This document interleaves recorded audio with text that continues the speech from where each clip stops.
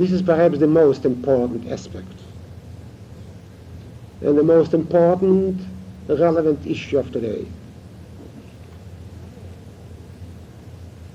The historical method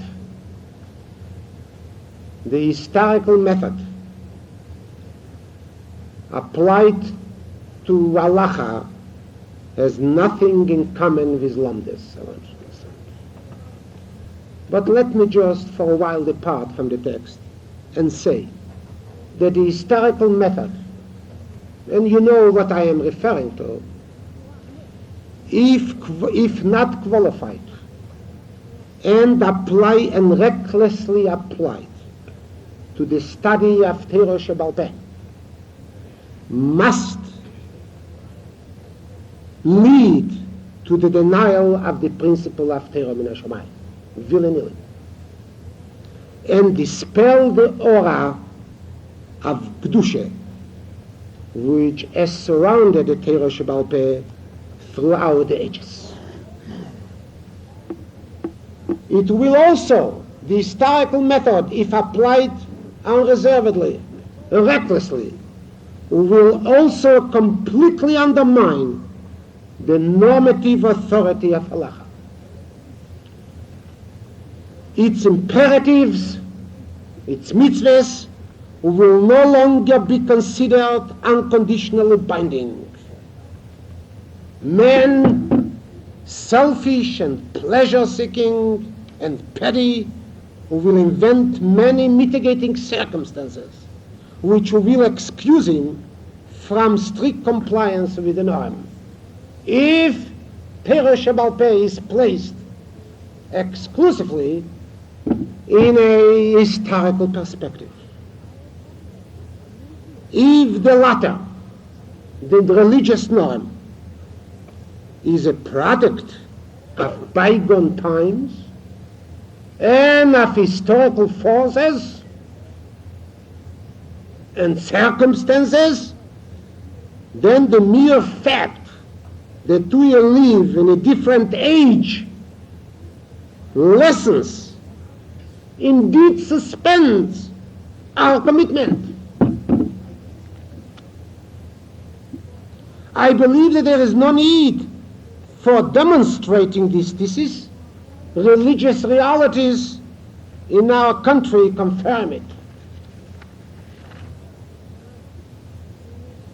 However, what is more important now is not what is important now is not the dogmatic but the cognitive aspect. As it was stated previously, lamdes consists in systematic conceptual approach to halacha. For as we have emphasized, halacha itself is a method, a logic, a mode of cognition which has evolved its own categories, terms, cognitive rules and criteria. By saying, for instance, that the halacha of Gudasik Mechitzte, and I'm quoting someone, a scholar, of course in quotation marks, a scholar, that the halacha of Gudasik Mechitzte is due, you know what Gudasik Mechitzte is? Means the Mechitzte is continuous. If I put up a Mechitzte of 10 Tforim, I visualize the Mechitzte as if it reached the limit for the Mechitzte in the sky, as if it reached the heavens. Gudasik Mechitzte. The Mechitzte continues upward. That the halacha of Gudasik Mechitzte is due to the fact there was a scarcity of wood in Eretz Yisrael. All right? I don't know. I'm not a historian. I do not know whether there was a scarcity of wood in Eretz Yisrael, or Eretz Yisrael had plentiful of wood. But I know one thing, that by saying this, one does not explain what Gudasik Mechitzte stands for. The conceptual content of the halacha is completely unexplained. There is, of course, there is certainly a history and a sociology of mathematics, certainly. Some social psychologists and sociologists may try to explain in their lingo Why did Euclid postulate his geometric system? What prompted him to assume that there are two parallel lines, or that the shortest distance between 2 points is the straight line? But perhaps there is a psychological explanation, I don't know. Or even some psychoanalyst may find some complex in Euclid, which is responsible for the Euclidean geometry. It's quite possible. Or someone may ask what psychological factors motivated Newton or Leibniz to invent the calculus. As a matter of fact, there is such a discipline under the name sociology of science, which was very popular in Austria, in the pre-war Austria. I don't know, I haven't heard much of it in America. Sociology of science and culture, which is preoccupied with problems of this kind. However, this type of scientific investigation cannot be subsumed under mathematics. It has bearing only upon the psychological portrayal of the mathematician as an individual, as a living person, acting under the impact of psycho-spiritual forces. It has, however, no significance whatsoever as far as the study of space is concerned, or the study of math is concerned. For the latter can only be understood and comprehended in specific categories within its own frame of reference.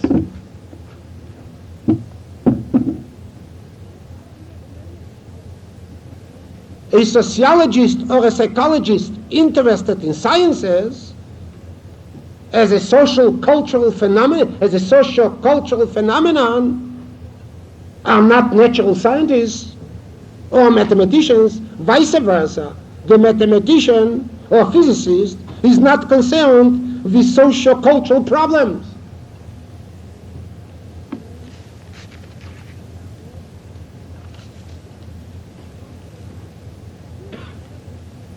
And I want you to know one thing. I know what many of you think. This does not mean that the halacha is not time conscious. Does not mean. We are not fossils, as our opponents try to say, or that it is completely irresponsive to human need, because human need basically is historical need, and it is completely unaware of historical challenges. Whoever knows just a little about the halachic temper knows how sensitive it is to human affliction on the one hand and historical realities on the other. It's very sensitive. The halacha has never staggered, never became stupefied. On the one hand and historical realities on the other. It's very sensitive. The halacha has never staggered, never became stupefied and impotent under the onslaught of gigantic historical forces. It was always able to follow and grasp the significance of events and the relevance of historical occurrences in halachic terms. However, the halachic response to historical occurrences can only be formulated in its unique way. It must emerge from the inner recesses of halachic thinking. We cannot, must not think in sociological historical categories. And I'll give you an example again. Science keeps pace with need, with human need, certainly, and historical demands. When the war broke out, and it was mandatory to develop self-regulating anti-aircraft guns, the scientists plunged into, until then, an unknown field of automation or mechanical computation, etc. When our country has encountered the the awesome possibility of Germany mastering first atomic energy, it mobilized the best available intellectual manpower and left the enemy lagging far behind. However, the mathematicians and physicists involved in all these projects, who worked not with historical categories, but with singular scientific methods, and did not try to solve a mathematical problem within a historical frame of reference. The same is true of the halacha. The historical need arouses the creative human genius. It stimulates his superior spiritual powers. It fills him with determination and exalts his unique logical perceptibility and enhances his creative faculties. However, the thinking, postulating, concluding and deciding can only be executed in conformity with halachic methodology. Or either was a problem of hagunes. You cannot just give a wholesale heter for hagunes. Of course, the tendency on our part was always likule with regard to hagunes.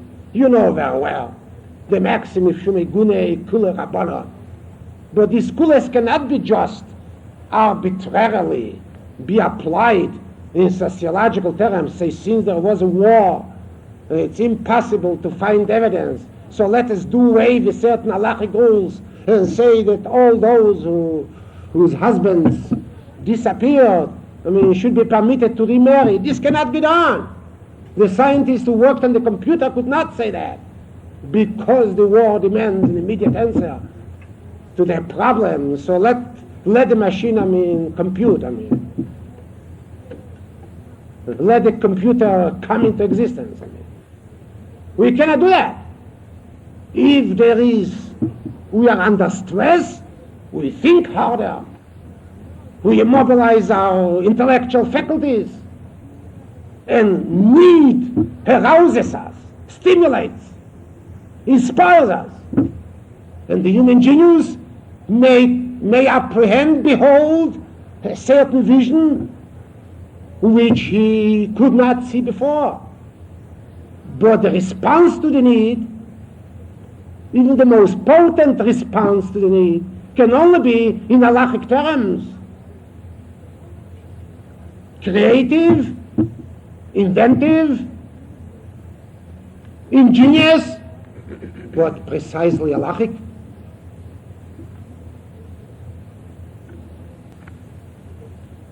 And Rabbi Sai, here and only here lies our strength. And I have elaborated this aspect because I want every one of you, to understand that in this field lies our strength vis-a-vis our ideological opponents. Only those rabbis who studied in the various yeshivas, I don't claim monopoly, all yeshivas are good as far as I am concerned. All of the rabbis who studied in various yeshivas had the opportunity to receive the proper training in Torah Sheba'al Peh. We all were privileged, we all, without exception, to enter the world of halachic ideas, to learn how to conceptualize halachic data, how to analyze halachic texts, how to think in halachic categories, and to be halachically creative. I do not know whether or not many among us, appreciate this singular gift which was bestowed upon us by the Ashgach.